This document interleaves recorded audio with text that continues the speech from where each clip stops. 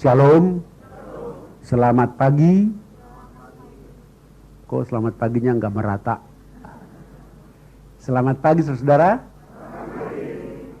Masih ada yang cuma menyebut pagi ya, nggak boleh. Seringkali selamat pagi dijawab cuma pagi, nggak boleh itu.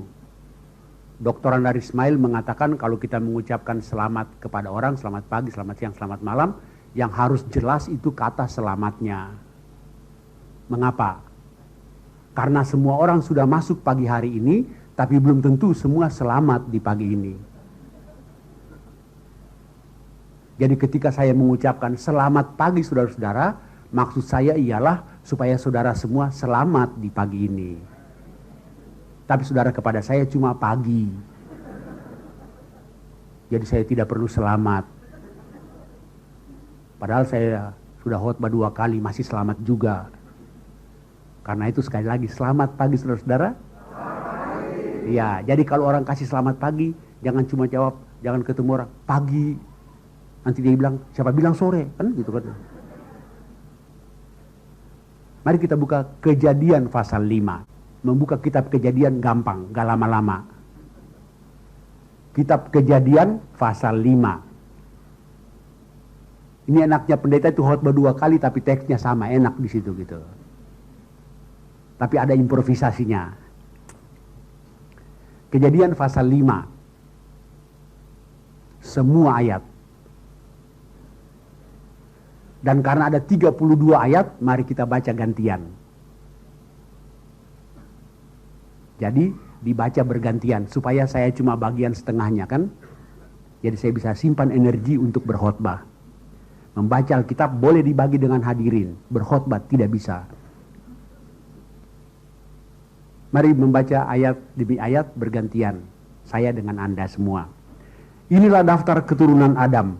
Pada waktu manusia itu diciptakan oleh Allah, dibuatnyalah dia menurut rupa Allah.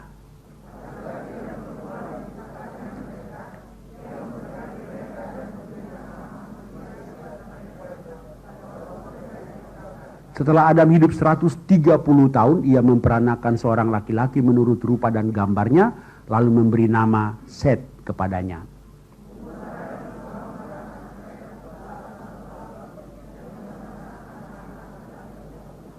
Jadi Adam mencapai umur 930 tahun, lalu ia mati.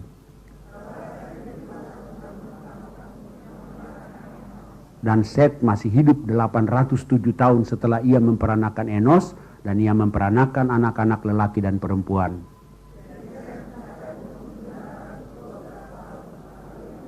Setelah Enos hidup 90 tahun, ia memperanakan Kenan.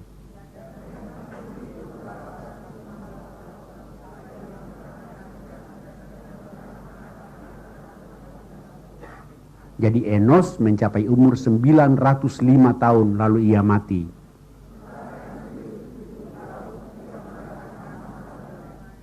Dan Kenan masih hidup 840 tahun setelah ia memperanakan Mahalaleel, dan ia memperanakan anak-anak lelaki dan perempuan.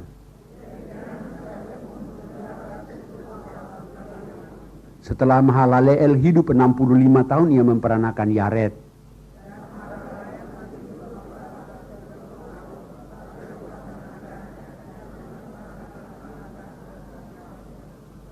Jadi Mahalaleel mencapai umur 895 tahun, lalu ia mati.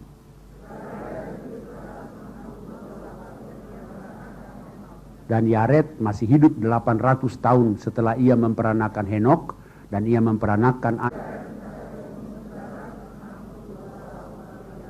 setelah Henok hidup 65 tahun, ia memperanakan Metusalah.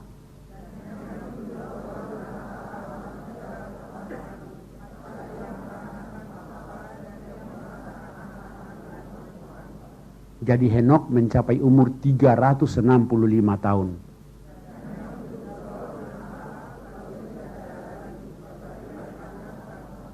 Setelah Metusalah hidup 187 tahun, ia memperanakan Lamek.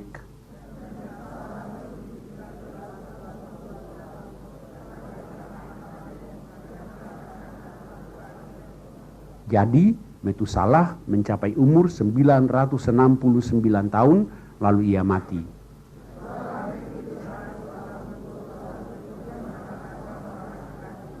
Dan memberi nama Nuh kepadanya, katanya, anak ini akan memberi kepada kita penghiburan dalam pekerjaan kita yang penuh susah payah di tanah yang telah terkutuk oleh Tuhan.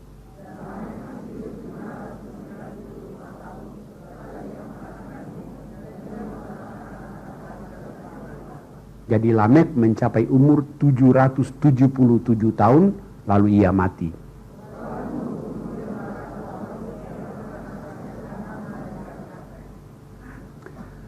Kesan pertama ketika Anda membaca teks ini apa?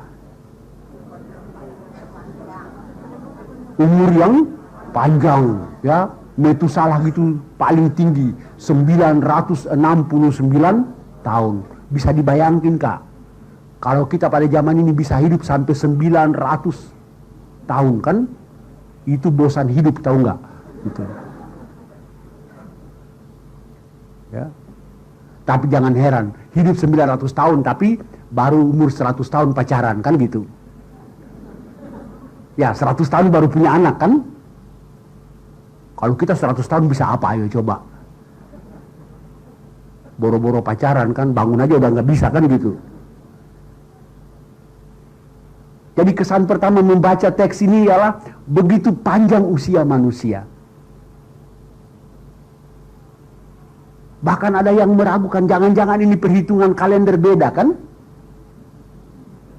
Ya, ada yang berusaha menafsirkannya bahwa barangkali satu hari itu bukan 24 jam kayak kitab. Ya, tapi menurut pemahaman saya bukan itu yang penting. Yang penting adalah makna apa di balik pernyataan ini, kan? Kesan kedua apa, yuk? Kesan kedua adalah bosan, kan? Nama itu punya anak ini umur sekian tahun, memperanakan laki-laki perempuan, jadi mencapai sekian, lalu ia mati. Gitu-gitu saja, kan? Jarang sekali orang-orang memahami pesan yang indah dari satu bacaan yang bersifat silsilah, bukan? Yang bersifat daftar. Coba Matius 1 mengenai silsilah Tuhan Yesus, kan? Jarang sekali kami menghotbahkannya. Saya nggak mau bilang orang lain, jarang sekali saya menghotbahkannya. Baru sekali doang. Itu pun di gereja saya, bukan di sini malah. Karena gereja saya berkhotbah menurut jadwal, ya. Sudah ada daftar, ya. Suka atau tidak suka, Anda mesti berkhotbah dari situ, kan? Kalau di sini enak, suka-suka gue. Si A memperanakan si B, kan? Bacaan begitu, apalagi daftar nama, kan? Nama-nama susah-susah malah, mahalalel. Artinya, saudara-saudara, bahwa betapapun riwayat hidup setiap tokoh yang disebut di situ, tapi gamenya sama. Tetap ujungnya sama. Lalu ia mati. Itu menggambarkan bahwa kematian adalah bagian yang tidak bisa dipisahkan dari kehidupan manusia. Betapapun orang bertahan sampai ratusan tahun, ujung-ujungnya game. Ujung-ujungnya is dead, kan gitu. Karena apa? Karena upah dosa ialah maut. Kejadian 5 ini adalah kejadian yang ditulis sesudah kejadian 3. Kejadian 3 adalah kejatuhan Adam dan Hawa ke dalam dosa. Pada waktu Tuhan memberi hukuman kepada Adam dan Hawa setelah jatuh ke dalam dosa, Tuhan kasih larangan, kan?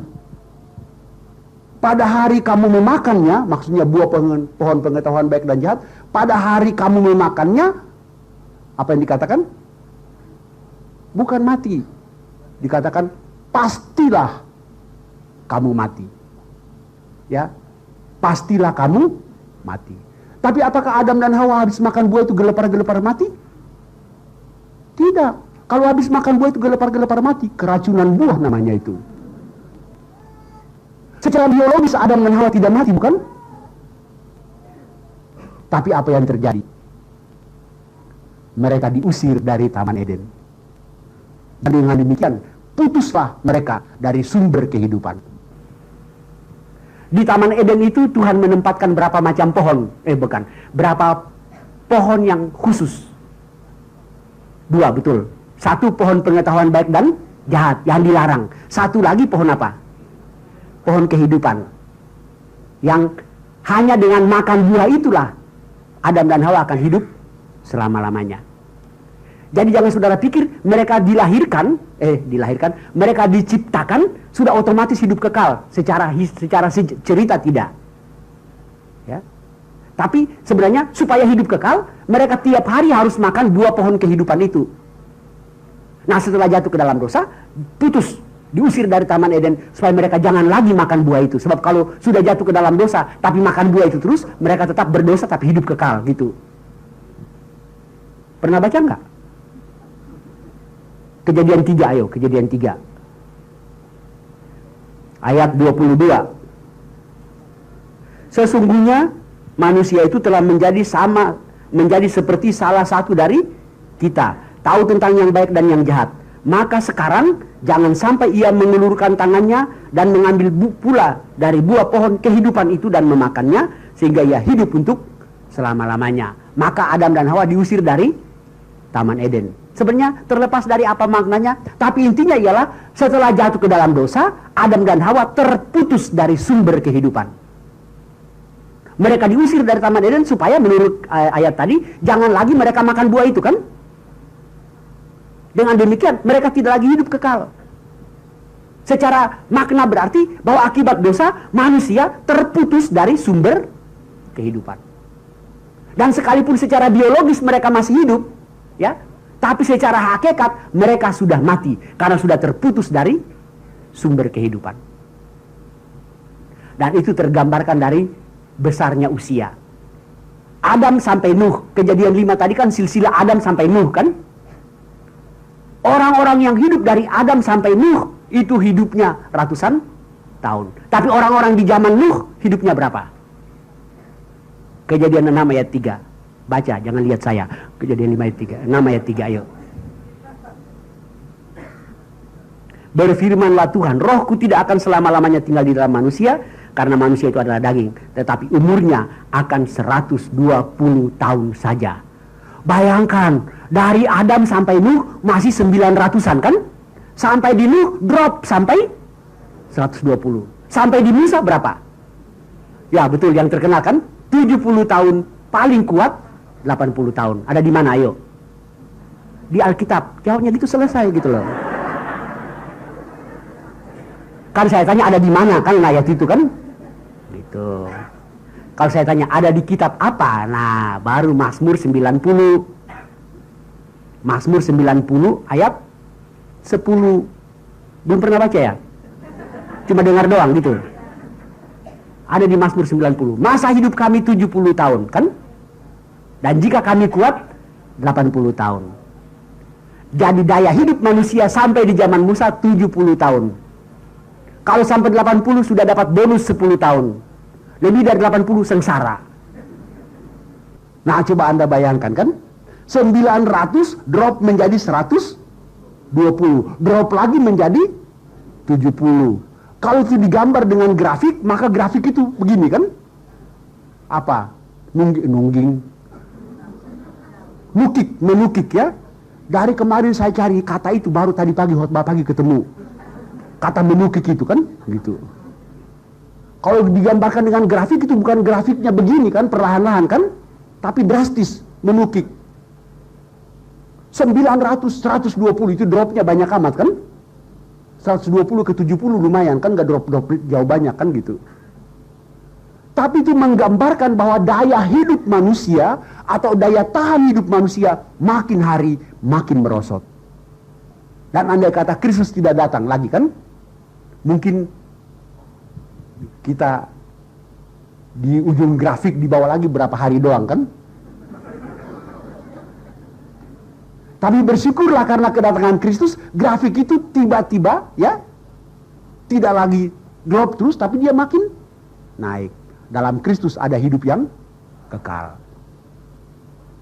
Itu nanti sebentar saya sampai di sana. Maksudnya akan saya uraikan, bukan sampai di sana pergi kemana-mana begitu, bukan. Jadi umur ratusan tahun sedang menggambarkan bahwa ketika Adam dan Hawa baru jatuh ke dalam dosa, daya hidup manusia masih tinggi kan?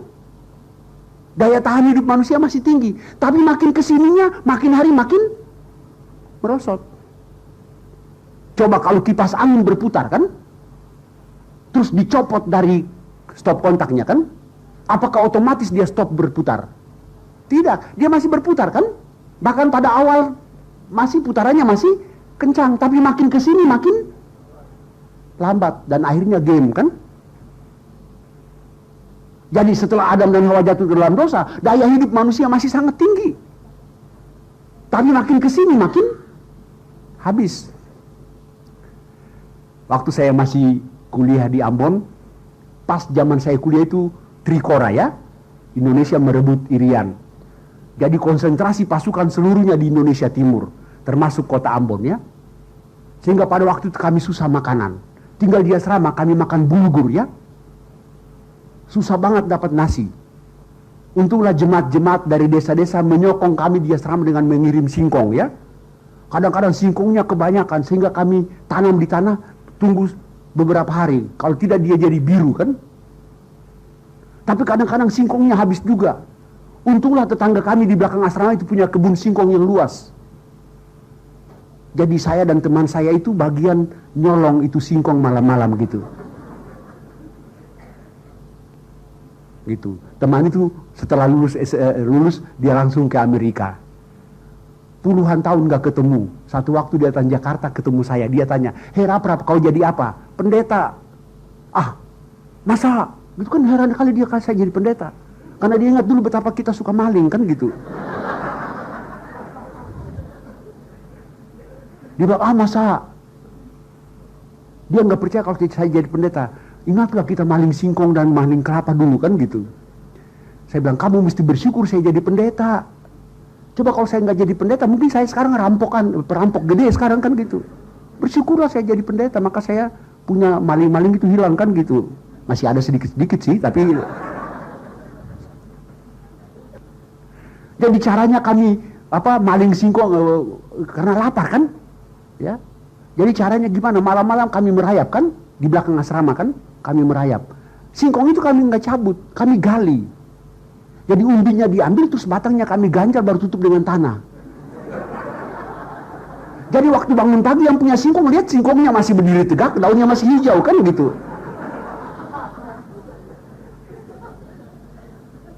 Tapi nanti siang hari baru mulai layu gitu. Artinya ketika akarnya putus dia tidak langsung mati bukan? Gitu juga ketika putus hubungan dengan pokok kehidupan manusia tidak langsung game kan? Tapi daya hidup jenis makhluk yang namanya manusia itu makin hari makin habis. 900-an jadi 120, drop lagi menjadi 70. Ini supaya ceritanya lengkap, sambung lagi cerita maling itu kan. Kalau kami lapar, ya, kami di kebun itu juga ada pohon kelapa yang banyak sekali buahnya. Kami waktu itu masih jago-jago panjat kelapa malam-malam lagi. Dan kalau kami manjat itu bukan jatuhin buahnya, enggak. Bawa tali ke atas, baru satu rangkai diputus, diikat pakai tali baru diturunin tonggang pakai tali. Jadi satu rangkai sepenuhnya turun ke bawah tanpa bunyi sedikit pun.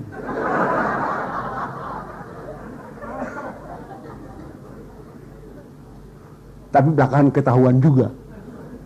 Ketika dia lapor ke kepala asrama, ditanyakan siapa yang ambil itu. Akhirnya kami mengaku. Saya dan teman saya namanya Noke ya, kami ngaku. Pikir-pikir juga berdosa boleh, tapi yang penting ngaku, gitu kan gitu. Jadi seperti pohon ketika akarnya putus dia tidak langsung mati kan, dia masih hijau. Tapi lambat atau laun. Kembali lagi tadi pagi kesalahan yang sama, lambat atau laun, ya. Lambat. Saya selalu salah di situ, lambat laun, ya. Tapi kalau saya khotbah saking cepatnya, lambat atau laun. Ada 3 kata yang saya selalu salah kalau ngomong cepat. Lambat atau laun. Kedua, marilah kita membaca dari surat Gatalia, kan gitu, Gatalia ya. Jadi saking cepatnya bukan Galatia tapi Gatalia gitu. Saya banyak orang, bukan sombong, banyak orang khotbah Bapak bagus, cuma Bapak ngomong terlalu cepat gitu. Ya saking cepatnya suka salah ya. Tersepona. Ya, 3 kata itu tersepona, padahal terpesona ya gitu. Saya setiap kali khotbah di sini saya minta direkam, karena rekaman itu kemudian ditranskrip menjadi buku. Insya Allah.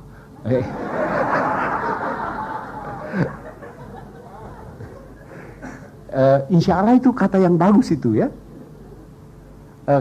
Kalau di sidang-sidang raya Dewan Gereja Sedunia ya, para wakil dari Middle East, Dewan Gereja Middle East ya, ngomong itu mereka mulai dengan Assalamualaikum kan, dan mereka selalu ngomong juga Insya Allah gitu. Jadi itu kata yang netral kan, bergantung keyakinannya kan. Sebenarnya jika Allah menghendakinya kan gitu. Sampai di mana tadi sih?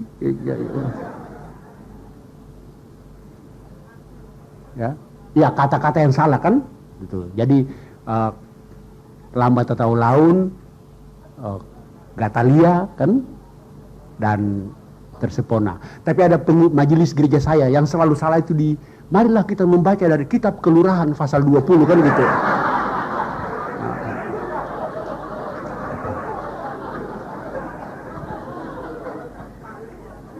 Saking cepatnya bukan kitab Keluaran tapi kitab Kelurahan gitu.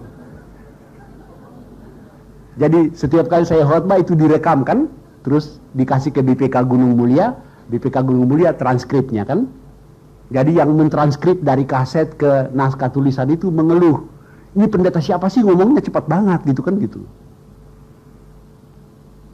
Jadi sejumlah khotbah saya sudah ditranskrip, dan insya Allah bulan September sudah terbit himpunan khotbah saya. Ini bukan promosi, kasih tahu aja gitu. Dan judulnya diambil dari khotbah dari pengkhotbah kan namanya kumpulan khotbah kan, dan kumpulan khotbah itu berasal dari kitab pengkhotbah kan. Itu uniknya di situ kan. Saya berkhotbah dari khotbah seorang pengkhotbah kan. Dan judulnya itu berdasarkan ada waktu untuk lahir, ada waktu untuk mati kan gitu. Tapi judul buku saya bukan gitu. Judul buku saya itu nanti judulnya adalah ada waktu untuk mengelus, ada waktu untuk menggampar gitu. Ya, ada waktu untuk gini-gini kan, ada waktu gitu. Silakan beli kalau sudah terbit. Ya.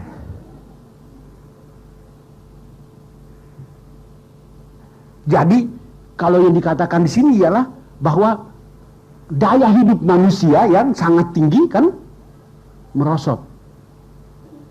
Karena itu tetap apapun yang terjadi, sekuat-kuatnya manusia bertahan hidup, tetap vonisnya ialah lalu ia mati.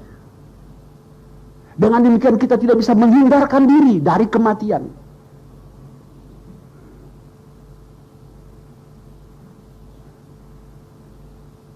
Jadi bacaan hendak mengatakan bahwa sekuat apapun manusia berusaha untuk mempertahankan hidup ini, kematian tidak bisa dielakkan. Segala macam vitamin, segala macam suplemen food dan segala macam cara teknologi paling-paling hanya untuk memperpanjang kan, tapi tidak bisa menghindarkan manusia dari kematian. Tapi apakah begitu pesimisnya silsilah ini? Tidak. Ternyata dari silsilah tadi ada berapa nama yang tidak ditutup dengan vonis yang sama. Berapa? Saya belum tanya siapa, saya tanya berapa gitu dulu. 1. Menurut Alkitab saya 2. Enggak di pasal ini, Bu. Henok, betul. Kita lihat ayat 22. Ya kan? Dan Henok hidup bergaul dengan Allah selama 300 tahun lagi setelah ia memperanakan Metusalah dan ia memperanakan anak-anak lelaki dan perempuan. Jadi Henok mencapai umur 365 tahun. Dari seluruh daftar ini Henok relatif terpendek ya. Walaupun dia terpendek, tapi riwayat hidupnya tidak ditutup dengan lalu ia mati. Lalu dikatakan ayat 24, dan Henok hidup bergaul dengan Allah, lalu ia tidak ada lagi sebab ia telah diangkat oleh Allah. Riwayat hidup Henok tidak ditutup dengan lalu ia mati, tapi ditutup dengan lalu ia tidak ada lagi sebab ia telah diangkat oleh Allah. Siapa lagi? Nuh. Ayat terakhir. Nuh. Coba, ada enggak riwayat hidup Nuh? Ayat 32. Setelah Nuh berumur 500 tahun, ia memperanakan Sem, Ham, dan Yafet. Bayangin, umur 500 tahun baru punya anak, ayo. Tapi riwayat hidup Nuh juga tidak ditutup dengan lalu ia mati. Ada di pasal belakangan. Tapi dalam konteks bacaan kita tadi ada maknanya. Kenapa Henok? Henok ya, bukan Henuk, ya. Henuk itu orang Kupang ya. Tuh ya, Henuk ya, Henok. Kenapa riwayat hidup Henok tidak ditutup dengan lalu ia mati? Karena ia hidup bergaul dengan Allah. Dan ternyata Nuh juga disebut orang yang hidup bergaul dengan Allah. Pasal 6 ayat 9, Kejadian. Coba lihat, Kejadian 6 ayat 9. Inilah riwayat Nuh. Nuh adalah seorang yang benar dan tidak bercela di antara orang-orang sezamannya. Dan Nuh itu hidup bergaul dengan Allah. Ternyata baik Henok maupun Nuh mempunyai predikat yang sama kan? Hidup bergaul dengan Allah. Jadi kata kuncinya adalah hidup dan bergaul dengan Allah. Kalau kita hidup dan bergaul dengan Allah, saudara-saudara, maka riwayat hidup kita pun tidak ditutup dengan lalu ia mati. Setiap orang yang hidup bergaul dengan Allah, pasti riwayat hidupnya tidak ditutup dengan kalimat lalu ia mati. Secara biologis kita pasti mati, tapi secara rohani kita tidak mati. Itu terjadi karena kedatangan Tuhan Yesus ke dalam dunia. Yohanes 3 ayat 16 yang terkenal kan? Karena begitu besar kasih Allah akan dunia ini, sehingga ia telah mengaruniakan anaknya yang tunggal, supaya siapa saja yang percaya kepadanya tidak binasa, melainkan beroleh hidup yang kekal. Kadang-kadang kita baca dengan baik ya. Tidak dikatakan supaya barang siapa yang percaya kepadanya tidak mati. Apa di Yohanes 3 itu dikatakan tidak mati? Tidak, tidak binasa. Secara makna berarti mati dan binasa tidak sama. Semua orang mati tapi tidak semua orang binasa. Karena apa? Karena sudah beroleh hidup yang kekal. Coba perhatikan juga ya, supaya tidak binasa melainkan beroleh hidup yang kekal. Tidak ditulis melainkan akan beroleh hidup yang kekal. Dalam bahasa tata bahasa Yunani ditulis dalam bentuk present tense. Ngerti nggak itu present tense? Artinya kata yang dipakai ditulis dalam waktu sekarang ya. Bukan bentuk future ya. Makanya diterjemahkan dengan melainkan beroleh hidup yang kekal. Bukan melainkan akan beroleh hidup yang kekal. Jadi pada saat kita percaya kepada Kristus, saat itu juga kita sudah punya hidup yang kekal. Ketika Anda percaya kepada Tuhan Yesus, Anda sudah punya hidup yang kekal. Bukan belum dan bukan nanti, tapi sudah. Benda apakah yang paling populer waktu Paskah? Telur. Kenapa telur menjadi simbol Paskah? Waktu saya masih sekolah minggu di kampung saya, ketika Paskah pertama kali disuruh bawa telur ke sekolah minggu kan? Pulang dari sekolah minggu saya tanya mama saya, "Mak, kenapa sih makan telur di hari Paskah kok rumit banget? Repot banget makan telur di hari Paskah." Mama saya nanya, "Kenapa nak?" Mama bayangin aja berapa langkah dibutuhkan untuk makan telur di hari Paskah kan? Direbus kan? Digambar kan? Dibawa ke sekolah minggu kan? Disembunyiin kan? Terus bernyanyi, berdoa, baca Alkitab, dengar firman dulu kan? Sudah itu baru cari telur kan? Baru makan. 7 langkah dibutuhkan untuk makan telur di hari Paskah. Di hari biasa berapa langkah dibutuhkan untuk makan telur Paskah? Paling 2 kan, rebus makan kan? Saya tanya mama saya begitu. Mama saya itu bingung menjawab pertanyaan-pertanyaan saya. Mama saya karena tidak bisa menjawab, dia bilang begini, "Apa yang disuruh pendeta, ikut aja, rewel amat kau," kan gitu. Sudah tentu dalam dialek kampung kami ya, bukan seperti ini. Nanti setelah saya belajar teologi baru dijelaskan, ya. Telur itu simbol apa, ayo? Banyak orang mengatakan telur itu simbol kehidupan. Nggak salah-salah banget, tapi salah dikit, salah tipis-tipis saja gitu. Sebenarnya yang tepat ialah bukan telur adalah simbol kehidupan. Telur adalah simbol benih kehidupan. Benih. Ketika Anda memegang sebuah telur, Anda belum memegang kehidupan, bukan? Anda belum memegang seekor ayam, bukan? Tapi yang Anda pegang adalah benih dari seekor ayam. Nanti ayam itu pada waktu tertentu melalui proses pengeraman baru dia menetas menjadi ayam itu. Ya, maksud saya begitu, ya. Nanti telur itu pada melalui proses pengeraman baru dia menjadi ayam, anak ayam. Sebenarnya simbol yang paling cocok Alkitab adalah nanti sebentar. Sekarang Anda buka dulu 1 Korintus 15. Tandai dulu. 1 Korintus 15 ayat 35 kalau nggak salah. Judul lembaga Alkitab apa? Kebangkitan tubuh. Ini tadi pagi saya nggak sempat untuk menguraikannya panjang lebar. Tapi mungkin ada orang yang bertanya, bagaimana orang mati dibangkitkan? Dengan tubuh apakah mereka akan datang kembali? Hai orang bodoh, apa yang kau sendiri taburkan tidak akan tumbuh dan hidup kalau ia tidak mati dahulu.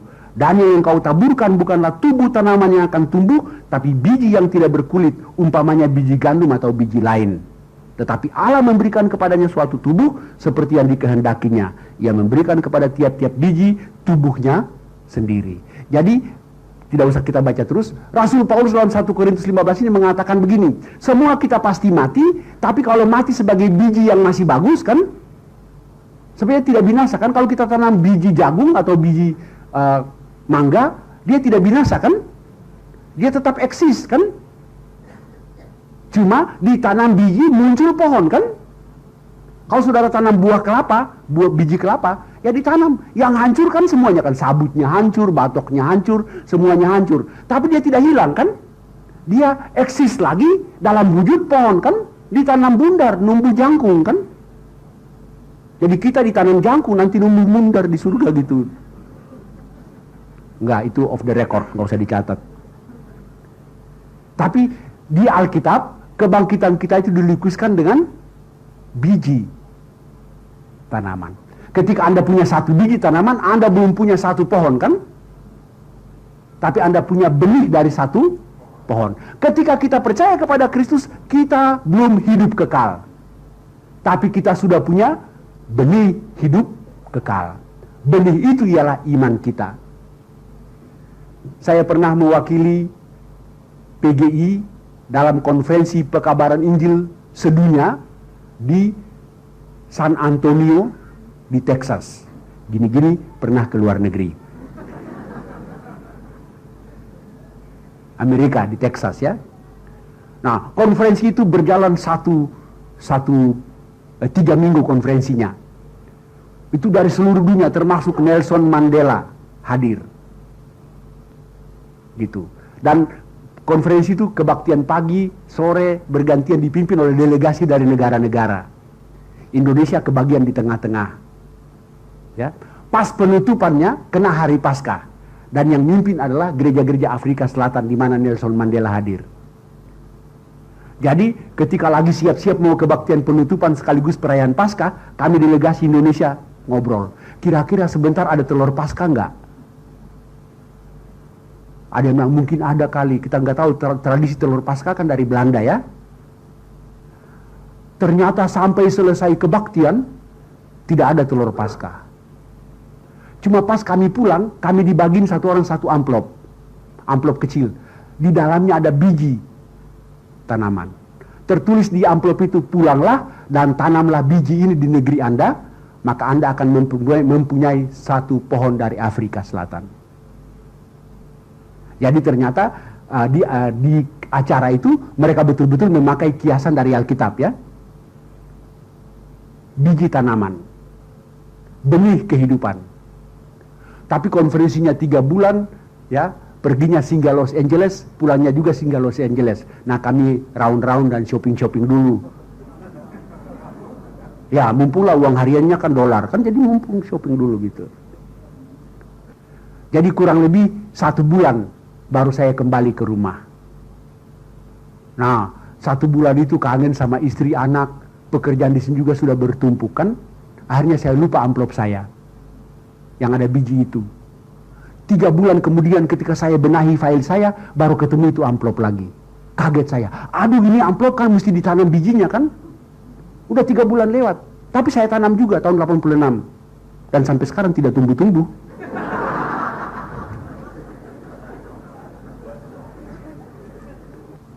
Ternyata biji itu sudah mati baru saya tanam. Maka tidak mungkin akan ada pohon yang tumbuh. Begitu juga kalau kita mati dalam iman, kita tumbuh. Kita mati tanpa iman, kita seperti biji yang sudah busuk. Makanya pendeta dan bandit sama-sama mati. Guru sekolah minggu dan pelacur sama-sama mati, bukan? Tapi ada beda orang yang mati dalam iman dan mati tanpa iman. Jadi begitu biji itu, ya. Kalau telurnya udah busuk baru dia rami, kira-kira keluar anak ayam nggak? Kalau telurnya masih baik pasti keluar anak ayam, bukan? Tapi kalau telurnya udah busuk baru dia rami, sampai induknya ikut busuk pun tidak mungkin keluar anak ayam kan? Jadi semua orang mati. Tapi kalau mati dalam iman, pada waktu Kristus datang kembali, yang mati dalam iman akan muncul kembali. Itulah kita. Moga-moga. Insya Allah. Tapi kuncinya ialah apakah kita punya iman. Dan iman itu membuat kita hidup dan bergaul dengan Allah. Karena ada iman, kita hidup dan bergaul dengan Allah. Dan kalau kita hidup dan bergaul dengan Allah, hidup kita tidak berakhir dengan lalu ia mati. Karena itu kunci khotbah hari ini, tema khotbah hari ini adalah sebenarnya hidup bergaul dengan Allah. Jadi sekarang baru saya mau berkhotbah, temanya hidup bergaul dengan Allah. Jadi dari tadi sampai sekarang itu baru pembukaan, saudara. Bayangkan pembukaannya sepanjang itu, isinya gimana lagi kan gitu. Jadi sekarang ini yang saya mau expose adalah hidup bergaul dengan Allah. Nah, seperti dikatakan tadi, riwayat hidup kita tidak akan berakhir dengan kalimat lalu ia mati kalau kita selalu hidup bergaul dengan Allah. Bagaimanakah wujud dari hidup bergaul dengan Allah itu? Faktor-faktor penting apakah yang akan ada, yang dibutuhkan kalau kita mau hidup bergaul dengan Allah? 1. Pergaulan membutuhkan dua pihak. Ya enggak? Tidak mungkin ada pergaulan kalau tidak ada pihak lain, bukan? Jadi kalau kita mau hidup bergaul dengan Allah, kita butuh Allah. Harus kita sadari bahwa apakah Allah hadir dalam hidup kita. Ngerti nggak sih? Kalau ngerti, ekspresinya mana? Ekspresinya gitu. Karena kelihatan seperti nggak mengerti gitu. Gini maksudnya, ya, saya bergaul dengan orang itu kalau saya sadar akan kehadiran orang itu dalam hidup saya kan? Atau menempatkan dia di depan saya. Tidak mungkin saya bergaul kalau orang itu saya tidak sadari kehadirannya dalam hidup saya. Kita tidak mungkin bergaul dengan Allah kalau kita tidak menyadari bahwa Allah selalu ada bersama-sama dengan kita. Bahwa dia tiap hari ada dengan kita. Jadi pergaulan membutuhkan dua pihak. Jadi kalau kita mau hidup bergaul dengan Allah, nomor 1, apakah kita selalu menyadari kehadiran Allah dalam hidup kita? Baru yang kedua, walaupun Allah hadir dalam hidup kita, tapi kalau tidak ada kerinduan kan, kemauan yang kuat untuk bergaul dengan Allah, rindu. Kalau ada kerinduan, maka kita selalu mau ketemu, bukan? Anak saya waktu masih pacaran, ya, waktu kuliah, kan? Kuliahnya selesai jam 1, tapi sampai di rumahnya jam 7 malam. Dari mana? Dari doi. Gitu. Doi itu apa sih? Doi ya. Kata anak bahasa remajanya kan doi kan. Kalau doi lain lagi tuh. Memang doi butuh doi juga kan gitu. Tahu-tahu sampai di rumah jam 7 malam, dia bilang ini, waktu itu belum ada HP kan. Nah, Papa pinjam telepon dulu. Karena teleponnya saya kunci kan. Papa pinjam telepon dulu. Kamu mau telepon siapa? Doi. Loh, tadi berjam-jam di sana itu ngapain aja? Sekarang baru pulang bawa telepon lagi kan? Itu saking rindu berat kan gitu. Rindu berat sehingga rasanya kalau nggak berkomunikasi 1 jam saja, ya sudah sengsara. Nah, kalau kita sungguh-sungguh rindu hidup bergaul dengan Tuhan, kayaknya setiap menit, setiap saat selalu ingin. Jadi, untuk hidup bisa bergaul dengan Allah, apakah selalu ada kerinduan? Dan yang ketiga, tindakan. Rindu saja tidak cukup kan? Mesti ada tindakan. Anak saya tidak cukup hanya dengan rindu, ketemu, telepon. Kalau kita rindu untuk hidup dan bergaul dengan Tuhan, ada tindakan. Mendekat kepadanya, berseru kepadanya, mencari dia kan? Mendengar dia bicara. Dan kalau kita bicara mengenai pergaulan selalu 2 arah kan? Kalau saya bergaul dengan seseorang, orang itu bicara, saya dengar, tapi saya juga selalu bisa berbicara dengan dia. Hidup bergaul dengan Allah 2 arah. Allah kepada kita, kita kepada Allah. Tuhan Yesus kepada kita, kita kepada Tuhan Yesus. Kalau Tuhan Yesus kepada kita melalui, kalau kita mendengar Tuhan bicara kepada kita melalui firman. Kalau kita bicara kepada Tuhan melalui doa, pujian, penyembahan. Karena itu 2 hal menjadi standar utama untuk berkomunikasi dengan Allah kan? Doa dan firman. Tapi apakah orang yang rajin doa otomatis rajin firman? Apakah orang yang rajin doa otomatis rajin firman? Belum tentu kan? Ada orang rajin doa, siang malam doa, tapi baca Alkitab malas. Orang ini doa melulu, tapi dengar tidak. Itu minta melulu. Sebaliknya orang yang rajin firman, menurut saya, pasti rajin berdoa. Karena itu aspek ketiga dari hidup bergaul dengan Allah adalah tindakan. Keempat, ini yang penting. Semua penting, tapi ini kayaknya yang sulit. Untuk bisa bergaul, ini sesuatu yang seringkali menjadi kambing hitam. Waktu. Kita tidak mungkin bergaul dengan seseorang kalau kita tidak secara khusus menyediakan waktu. Butuh waktu. Kita harus menyediakan waktu untuk Tuhan. Sesibuk-sibuknya kita harus menyediakan waktu untuk Tuhan. Dan inilah yang paling saya sebut alasan yang paling lazim. Nggak punya waktu.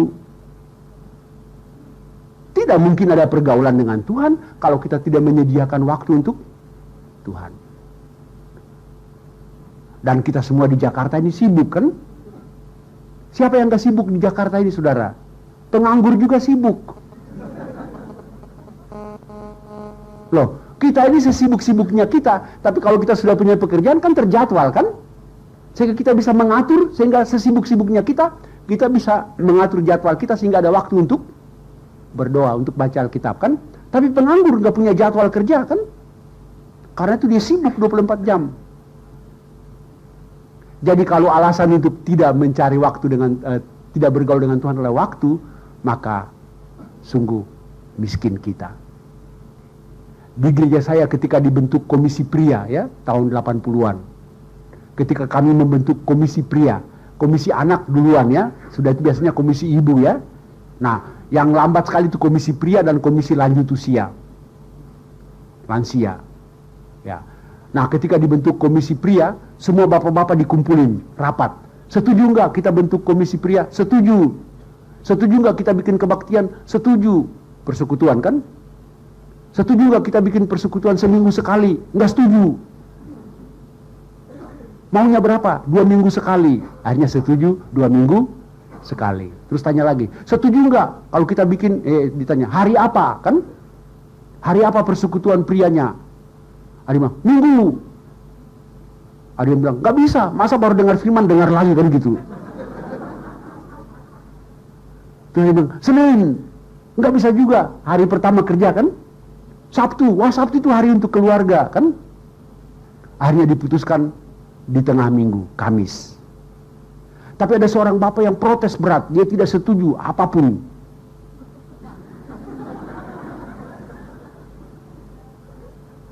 Jadi akhirnya setelah diputuskan, karena dia kalah suara ya, dia ikut kan.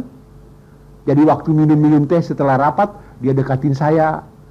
Terus dia bilang gini, Pak Pendeta mungkin saya nggak bisa sama sekali. Saya bilang nggak apa-apa, yang penting doanya gitu kan. Dan dukungannya, dan duitnya kan, saya bilang gitu sama dia. Terus dia bilang, Pak Pendeta jangankan datang ke persekutuan, kami putuskan Kamis 7:30 ya, malam. Pak, kira-kira jam 7:30 baru saya sampai di rumah. Kan? Kadang-kadang Pak Pendeta saking capeknya kan, untuk berdoa waktu tidur pun nggak bisa lagi Pak. Terus iseng-iseng dia nanya gini, Pak Pendeta nggak apa-apa ya kalau berdoa sambil berbaring. Jadi doanya sambil baring gitu, bukan tidur, bukan duduk tapi baring. Nggak apa-apa ya Pak. Saya bilang begini, bagi Tuhan Bapak, Tuhan nggak apa-apa, Bapak mau baring kayak dungging kayak, pokoknya bagi Tuhan yang penting hatimu waktu berdoa. Tapi bagi Bapak lah yang bisa terjadi apa-apa. Dia tanya apa-apanya apa Pak, gitu kan gitu. Saya bilang kalau Bapak berdoa sambil berbaring kan, dalam kondisi lelah bisa amin nggak?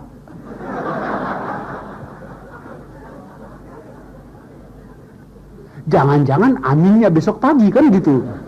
Berarti doa tidur dan doa gabung, doa bangun digabung jadi satu dengan interval 8 jam kan gitu. Sesibuk-sibuknya kita, sebaiknya kita berusaha punya waktu untuk Tuhan.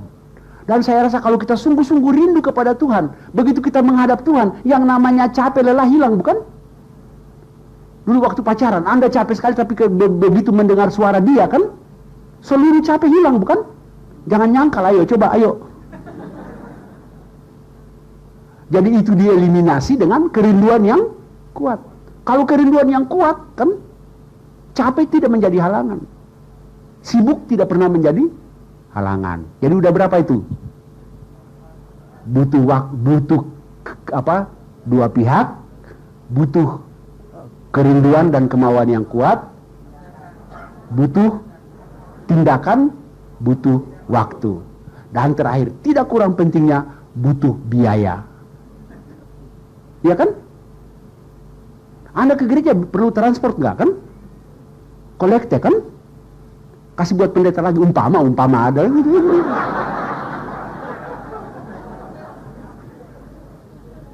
Butuh biaya buat beli Alkitab, bukan? Jadi bagaimanapun juga, ya, ada biaya. Jadi 5, ya, minimal 5 kalau kita mau hidup bergaul dengan Allah, kan gitu. Sekali lagi, butuh kehadiran pihak Allah dalam hidup kita. Butuh kerinduan dan kemauan yang kuat. Ketiga, butuh tindakan. Keempat, butuh waktu. Dan kelima, butuh biaya. Kalau kita punya semua itu, insya Allah kita hidup bergaul dengan Allah.